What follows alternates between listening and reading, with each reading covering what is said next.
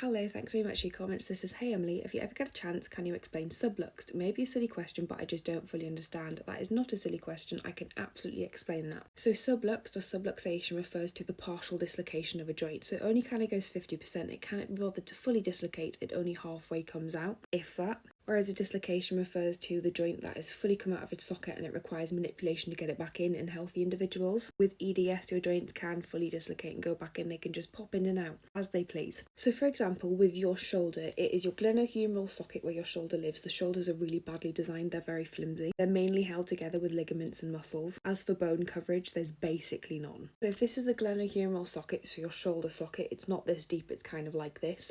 And if this is your humeral head, so the top of your long bone here, they sit like this nice and snugly and they're held in with a rotator cuff and various muscles.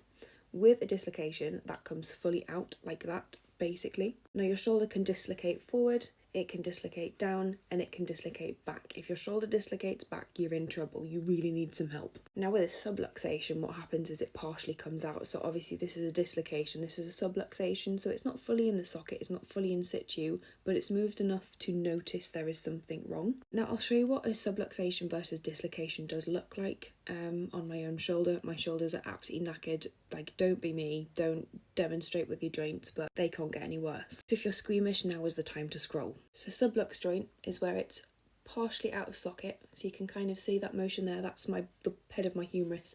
It just kind of like pops out of place. Shouldn't do that. That's subluxed because it's not fully distracted from the joint.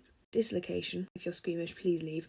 That is a dislocation. You can see there's a visible malformation of the joint. It absolutely should not look like that at all. So that's a difference. I hope that helps. Sorry if I grossed anybody out. Cool beans, bye. Any more questions, feel free to ask.